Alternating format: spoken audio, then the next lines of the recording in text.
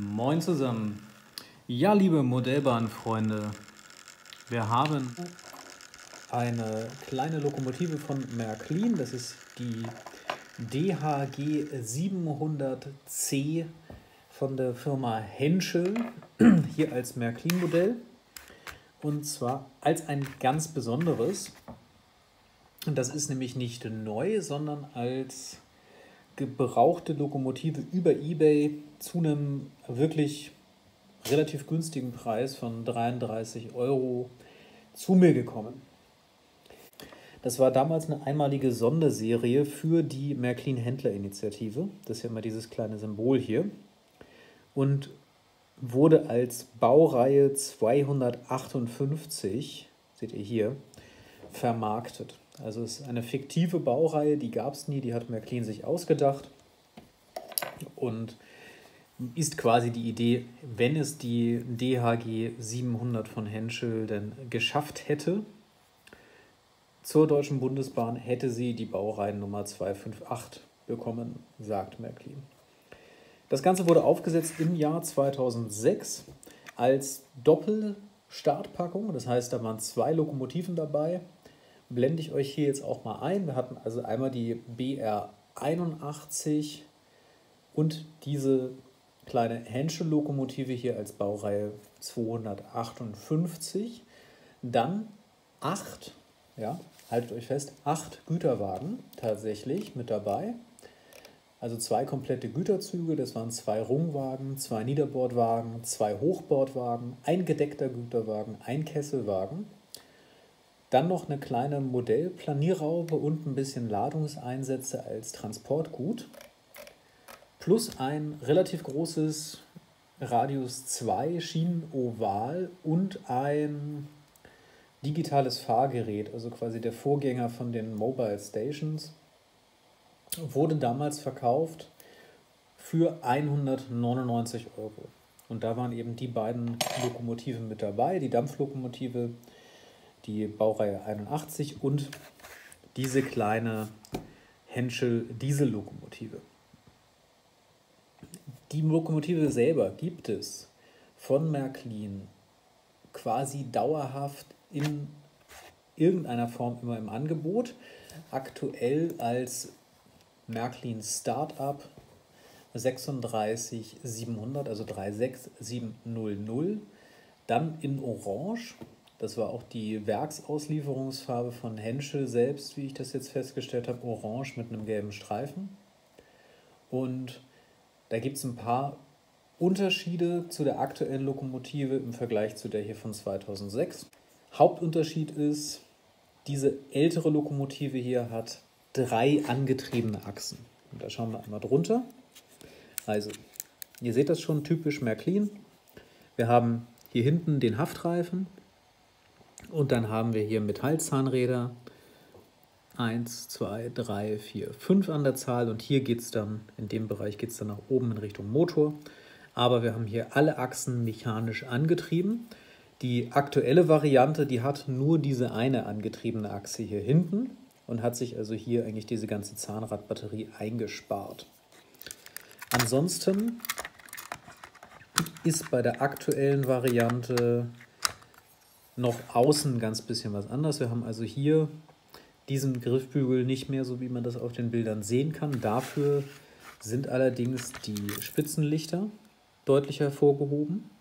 Das ist ja hier nicht der Fall, sondern hier ist einfach die Lampe in einem nicht weiter hervorgehobenen Gehäuse. Bei der jetzigen Start-up-Serie ist das hier silbern hervorgehoben jeweils. Und im Bereich vom Führerhäuschen sind dann hier so kleinere Details, wie eben der Türgriff oder hier unten die Trittbretter, auch nochmal farblich abgesetzt. Das Dach ist grau bei der aktuellen Lokomotive und das war es dann auch mit den Unterschieden, was das Modell angeht. Ja. Ihr seht das auch schon, da brauche ich gar nicht viel zu sagen. Die Lokomotive bewegt sich eben in der Spielzeugserie von Märklin, also der empfohlene UVP sind 79,99 und damit sind wir hier in der in etwa gleichen Regionen wie die Pico Hobby, die ich euch vorgestellt habe, die R218. Ist also wirklich das für Märklin günstigste vom günstigsten. Da gibt es kaum noch was drunter und ganz, ganz viel drüber. Und entsprechend ist auch die Ausstattung der Lokomotive.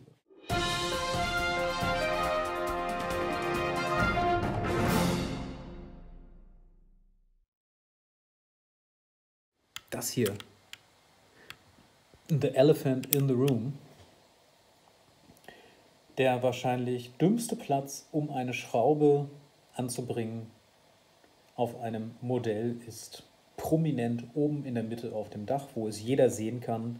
Dummköpfe, Duckmäuser, nichts können. In einer Farbe, die nichts mit dem Rechts des Modells zu tun hat. Also Märklin, wenn ihr sowas schon macht, vielleicht könntet ihr wenigstens die Farbe der Schraube dem Modell anpassen. So sieht das halt echt billig aus. Und das ist schade, denn wir haben ja jetzt schon ein paar Lokomotiven reviewed gemeinsam. Ich mag den Ansatz, eine langlebiges Interior quasi, also langlebige Technik zu verbauen.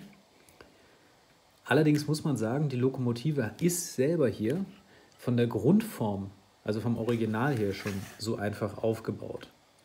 Da ist gar nicht so viel, was Märklin jetzt hier für die Startup-Serie reduziert hat. Man könnte natürlich Dinge schöner darstellen. Also man könnte hier zum Beispiel im hinteren Bereich die Abluft und Zuluft und sowas, das könnte man durchsichtbar bzw. durchbrochen machen, solche Sachen. Die Lichter funktionieren, das wäre natürlich so Basics. Aber das Grundmodell würde auch in einer Lok mit einem UVP von 400 € gar nicht so groß anders aussehen, denn die hat halt diesen einfachen Kastenschnitt. Was lässt sich sonst noch sagen zur Außenhaut? Wir sind hier bei einer Lok, ja, von 2006, bedenkt das bitte. Und dafür ist die in einem sehr guten Zustand. Wir haben also nur hier so minimale Absplitterungen bzw. Veränderungen in der Farbe, in den Kanten teilweise. Sonst hat die Kinderhände und Spielen seit 14 Jahren, so wie es aussieht, gut überstanden oder wurde eben gut behandelt. Das Plastik selber wirkt auch von der Haptik hier relativ hochwertig.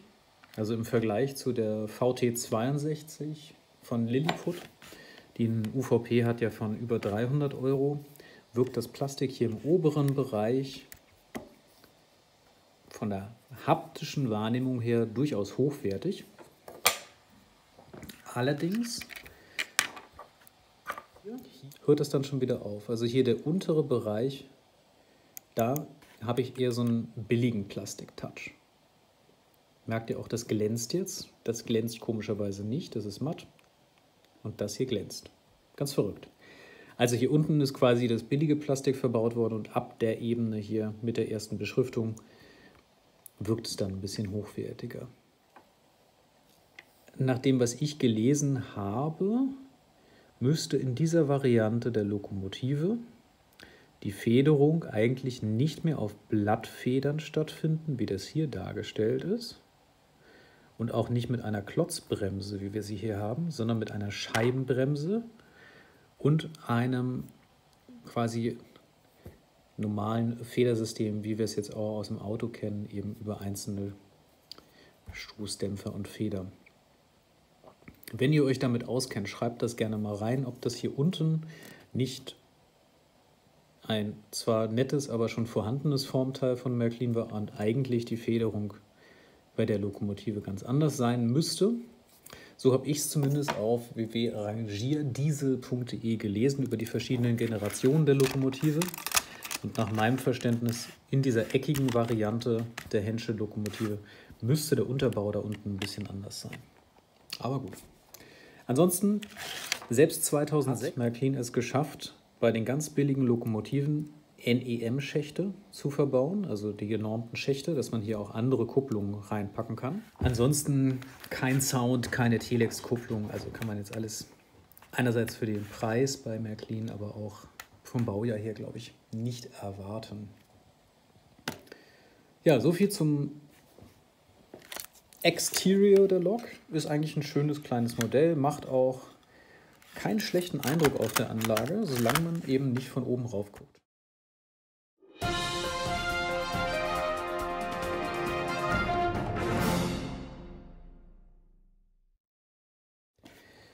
So, bevor es auf die Anlage rübergeht, machen wir einmal nochmal den Interior-Check. Glücklicherweise bei der Lok ganz einfach.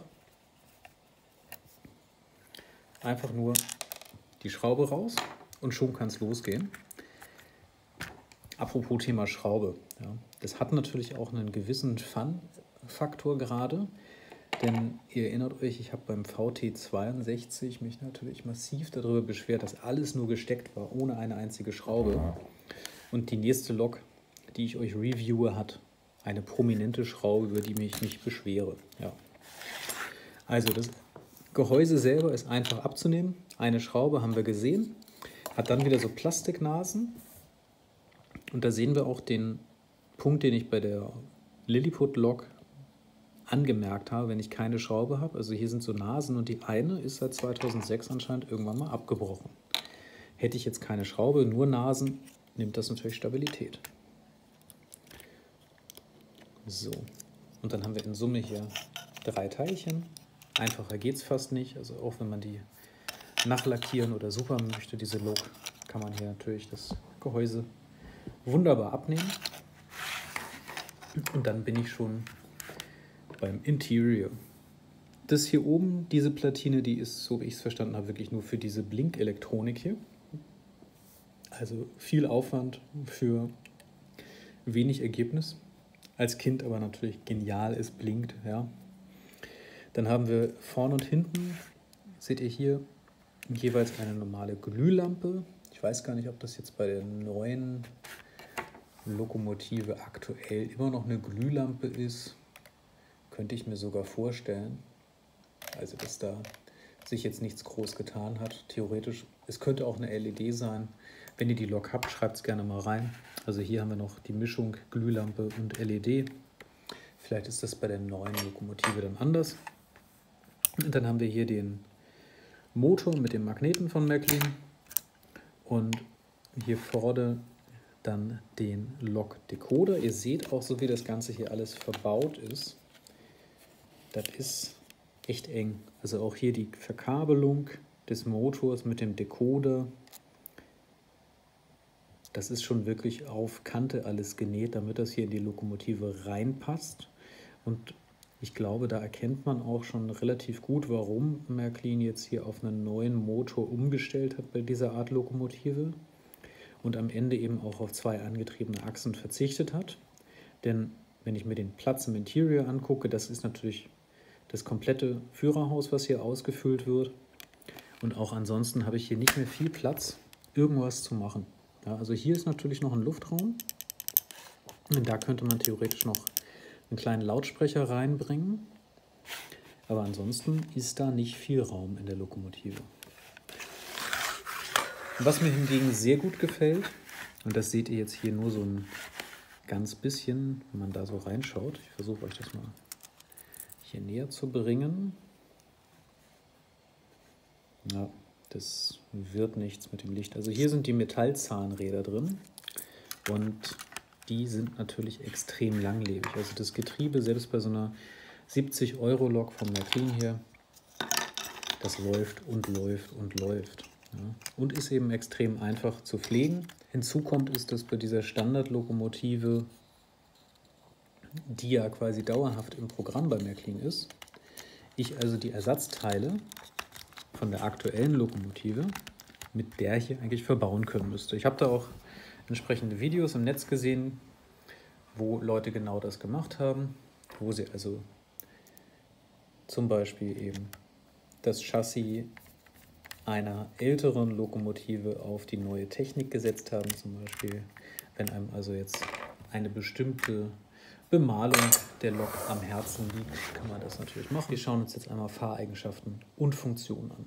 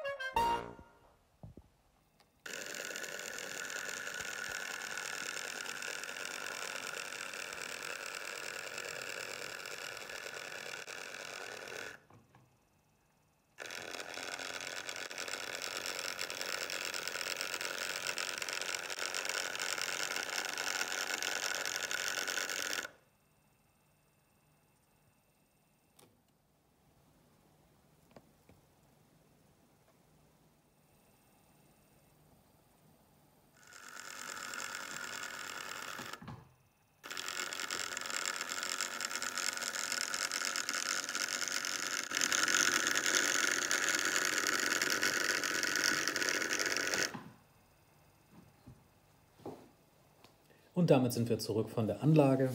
Fahreigenschaften und Funktionen, wovon es ja nicht so viele gab, habt ihr jetzt gesehen. Mich persönlich überzeugt die kleine Lokomotive tatsächlich mehr, als ich gedacht habe.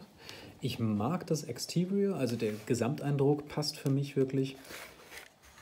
Ja, die Fantasiebedruckung als Baureihe 258 kann man mögen, muss man nicht mögen, bleibt, glaube ich, jedem selbst überlassen. Ich finde, das ist ein super Modell für den Preis, insbesondere wenn man bedenkt, dass die Lokomotive eben von 2006 ist und 14 Jahre später fast deckungsgleich noch im Handel ist. Kann man hier durchaus ein Schnäppchen bei eBay machen. Was ihr bedenken müsst, ihr bekommt eben keine wirklich feinst detaillierte Lokomotive, sondern ein ordentliches Spielzeug. Und genau so würde ich diese Lokomotive auch einordnen. Geeignet für die Spielbahn und mit Alterung oder Superung mit Sicherheit auch für den Modellbahner, der ein bisschen was Spezielles sucht und vielleicht hier eine eigene Werksbahn aufbaut. Für den wirklich richtig anspruchsvollen Modellbahner hört es eigentlich hier oben schon beim Dach auf. Ja, das versuche ich ja schon die ganze Zeit einem halb idiotischen Mann klarzumachen. Aber er kapiert's ja nicht. Also für Anfänger und Kinder geeignet, gerade weil sie blinkt. Und ihr bekommt die in unterschiedlichsten Varianten eben extrem günstig, teilweise bei eBay. Und da macht ihr dann meiner Meinung nach gar nichts falsch. Ich hoffe, es hat euch gefallen und die kleine Henschel und ich werden uns jetzt nochmal auf der Anlage mit ein paar Güterwagen beim Rangieren vergnügen.